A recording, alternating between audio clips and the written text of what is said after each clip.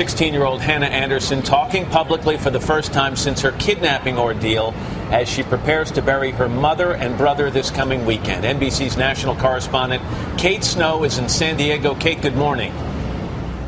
Good morning, Matt. Hannah Anderson isn't prepared yet to talk about the details of her kidnapping, but she did want to clarify a few things. She wanted, for one thing, to talk about why she had communication with the man she knew as Uncle Jim before he kidnapped her. Search warrants filed by the San Diego Sheriff's Department show that Hannah wrote letters to the 40-year-old man and that they exchanged text messages or phone calls 13 times on the very day she was abducted. Hannah says there's a good explanation for all of it.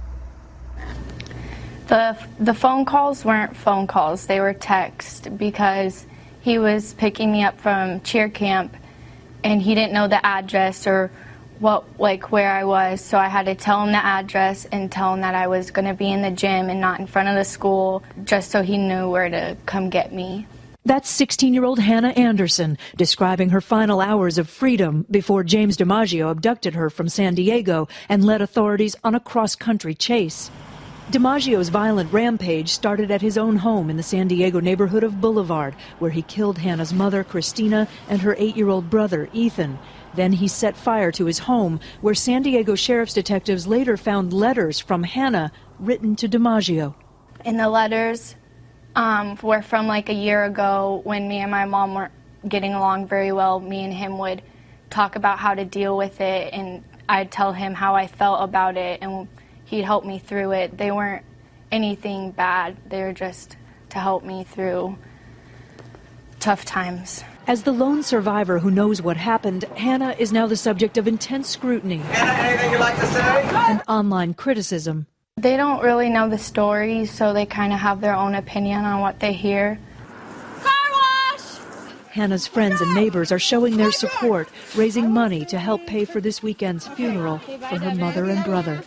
He had a really big heart, and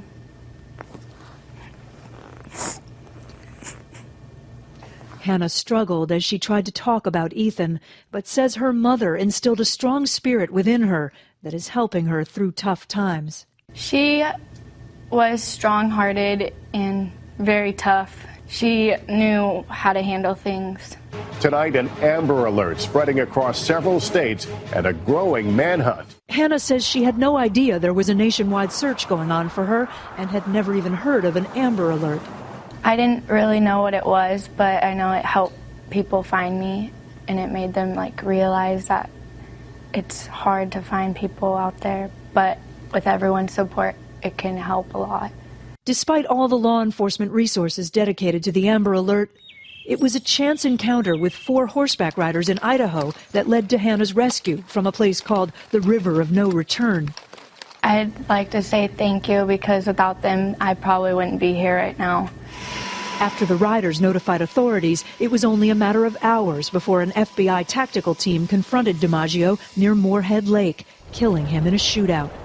I wanted to thank the horsemen and the Amber Alert and the sheriff and the FBI, with everyone that put in their time to find me, and my dad and my friends and my family and just all my supporters that help spread the word and the news, because the news help get out there fast.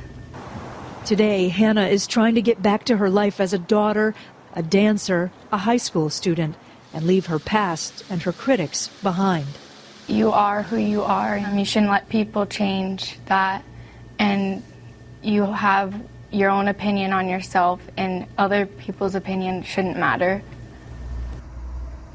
Important to remember, this is a girl who just turned 16 recently. She was scared and nervous to talk with us, but she wanted to say thank you to all those people who helped find her and she believes helped save her life. And coming up in our 8 o'clock hour, we'll have more of our conversation with Hannah Anderson, including why she decided to go online very publicly and talk about her ordeal just days after she was rescued. Matt, Savannah.